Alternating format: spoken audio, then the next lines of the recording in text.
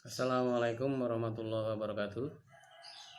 Selamat bertemu kembali di dalam pelajaran Bahasa Indonesia untuk kelas 8. Anak-anak semua, untuk materi pada siang hari ini masih bersisa tentang iklan. Kemarin sampai pada unsur-unsur iklan. Nah, kemudian untuk materi saat ini nanti kita membahas tentang unsur-unsur pembangun iklan atau unsur-unsur pembentuk iklan. Kemudian yang kedua adalah penyimpulan maksud suatu iklan. Jadi saya ulang, untuk materi kali ini yang kita bicarakan tentang unsur-unsur pembangun iklan atau unsur-unsur pembentuk iklan. Kemudian yang kedua adalah tentang penyimpulan maksud suatu iklan. Baiklah anak-anak, kamu buka pada buku paketnya halaman 33. Saya ulang, buku paketnya pada halaman 33. Oke anak-anak, ini pada halaman 33 ya, halaman 33. Yang kita bicarakan adalah tentang unsur-unsur pembentuk iklan. Jangan rancu, jadi anak-anak jangan bingung. Ini adalah unsur-unsur pembentuk iklan. Kalau unsur iklan itu sendiri berbeda. Ya, kalau unsur iklan sendiri itu apa? Coba kamu perhatikan yang halaman 31 dulu. Ya. Unsur iklan itu antara ada gambar, ada kata-kata, ada gerak, ada suara. Nah, unsur yang membedakan antara iklan, slogan, dan poster ini sudah tertulis di sini juga. Ini namanya unsur-unsur iklan.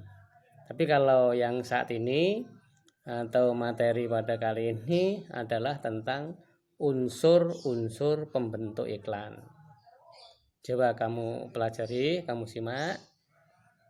Ya, pada pelajaran sebelumnya kamu sudah mempelajari pengertian dan karakteristik iklan. Bahkan kamu lebih memahami perbedaan iklan dengan slogan dan poster. Jadi kita sudah bisa membedakan berdasarkan unsur tadi, yaitu tentang slogan, poster, dan iklan. Adapun maksud iklan itu sendiri dapat kamu pahami secara lebih lengkap berdasarkan unsur-unsur bentuknya, yang meliputi sumber, pesan, media, penerima, efek, umpan balik, dan konteksnya. Ini adalah unsur-unsur pembentuknya. Kalau unsur-unsur iklan kan tadi. Nah, sekarang yang unsur-unsur pembentuk iklan itu antara lain ada sumber, pesan, media, penerima, efek, kemudian umpan balik, dan konteks. Paham?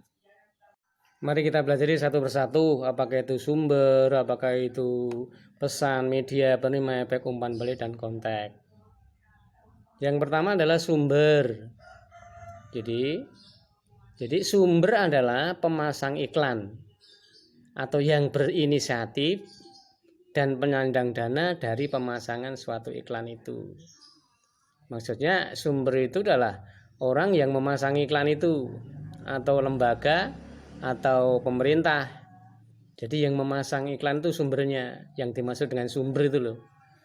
Atau orang yang berinisiatif atau lembaga yang berinisiatif, misalkan ya, untuk agar masyarakat itu mau memakai masker misalnya kan ya. Ya itu kan sumbernya dari mana? dari pemerintah mungkin, dari ketua gugus COVID-19 misalnya. Penyandang dana ya yang mendanai di dalam pembuatan iklan itu. Yang mendanai untuk pembuatan iklan itu namanya sumber. Lagi ya, sumber itu bisa pemasang iklan yang berinisiatif atau yang mempunyai ide. Yang ketiga adalah sebagai yang menyandang dana atau orang yang memberikan biayanya untuk pembuatan iklan itu. B itu yang kedua. Unsur pembentuk atau iklan itu juga dibentuk dengan pesan. Pesan adalah informasi yang disampaikan. Wujudnya bisa berupa pesan verbal dan non verbal. Ya, jadi informasi yang disampaikan, jadi pesan yang disampaikan atau informasi yang disampaikan itu bisa verbal dan bisa non verbal. Ya, kalau verbal itu bisa tertulis dan kata-kata, ya, kata-kata atau tertulis. Nah, kalau non verbal itu ya misalkan tanda-tanda atau lambang-lambang gitu, lambang-lambang atau emoticon ya. Ya, itu kan termasuk yang non verbal. Kan sering iklan itu kan hanya tanda-tanda saja, hanya dilambangkan saja gitu kan. Tapi kan masyarakat orang-orang udah tahu, oh itu mengiklankan ini, oh itu mengiklankan rokok ya, oh itu mengiklankan minuman misalnya kan ya.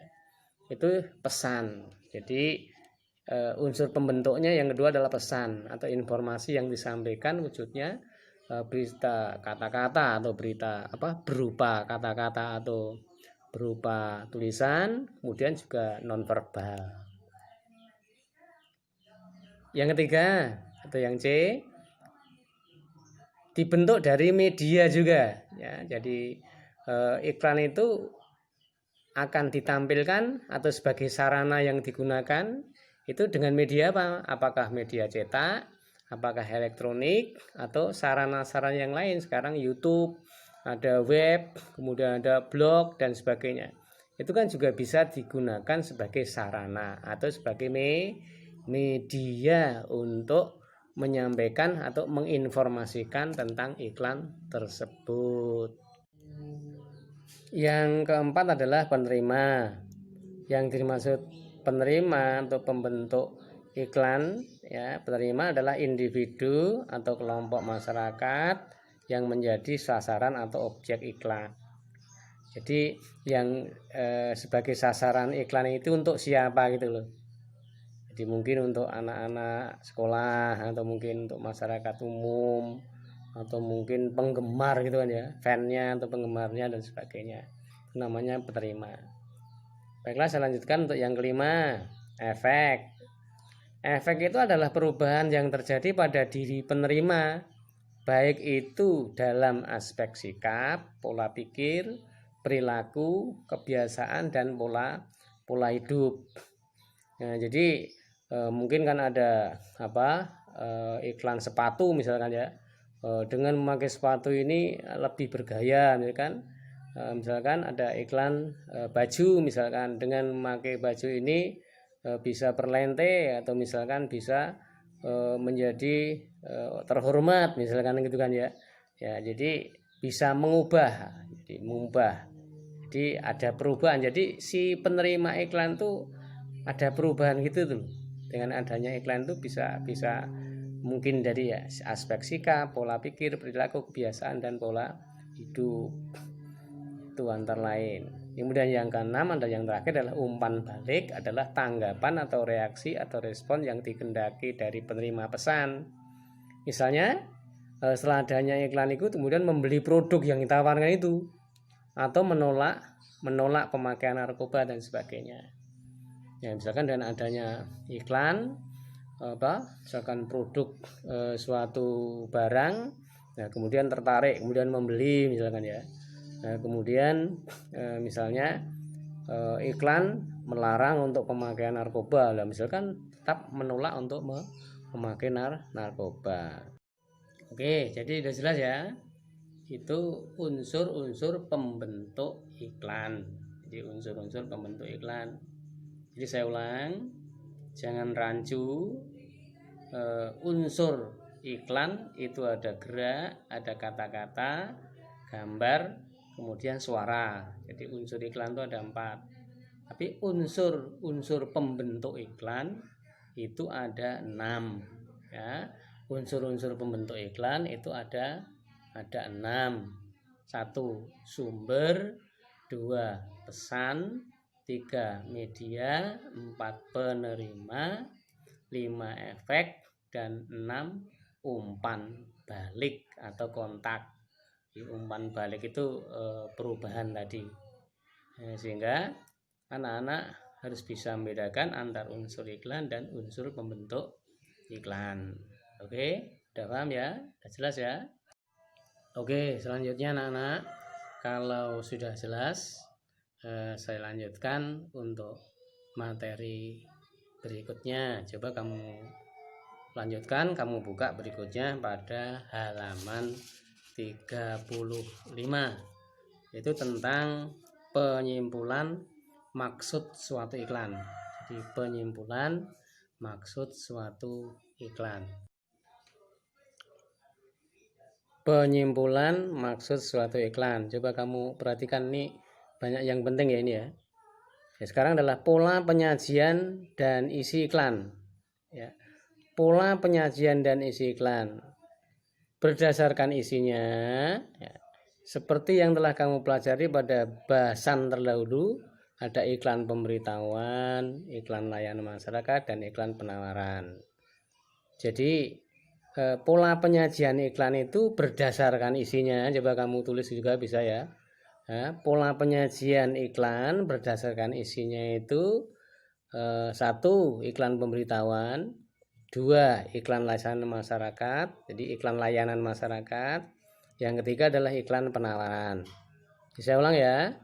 Di pola penyajian iklan berdasarkan isinya itu dibedakan: 1. Iklan pemberitahuan, 2. Iklan layanan masyarakat, 3. Iklan penawaran. Nah, terus yang berikutnya, yang kedua atau yang B besar boleh. Tadi yang A besar. Klasifikasi periklanan lainnya. Ini kamu garis bawahi atau kamu tulis ya. Klasifikasi periklanan lainnya itu dibedakan: 1. Iklan strategis. Ya. Iklan strategis digunakan untuk membangun merek ataupun citra positif suatu perusahaan. Ya, membangun merek. Nah, kemudian yang B atau yang kedua, iklan taktis, yaitu dirancang untuk mendorong konsumen agar segera melakukan respon dengan merek tertentu. Nah, pada umumnya iklan ini memberikan penawaran khusus jangka pendek yang memacu konsumen memberikan respon pada hari yang sama. Misalkan pengiklanan sepeda motor misalkan ya, promosi misalkan ya, promosi kemudian diberi cashback dan sebagainya, terus diberi hadiah dan sebagainya. Nah itu kan taktis ya. Jadi taktis dari seorang pemasang iklan itu atau perusahaan yang memasang iklan. Penyimpulan maksud suatu iklan. Coba ini kamu perhatikan ya, ini banyak hal yang penting. Pola penyajian dan isi iklan atau pola penyajian berdasarkan isinya. Ya, pola penyajian iklan berdasarkan isinya itu dibedakan: 1. Iklan pemberitahuan, 2. Iklan layanan masyarakat, dan 3. Iklan penawaran. Itu klasifikasi berdasarkan isinya. Nah, sekarang klasifikasi berdasarkan lainnya. Klasifikasi periklanan lainnya. Yang pertama adalah iklan strategis, digunakan untuk membangun merek ataupun citra positif suatu perusahaan. Ya, yang kedua adalah iklan taktis, dirancang untuk mendorong konsumen agar segera melakukan respon dengan merek tertentu. Misalkan iklan tentang sepeda motor, dengan merek tertentu, kemudian diberi spesifikasinya, diberi cashback, diberi promo itu kan ya.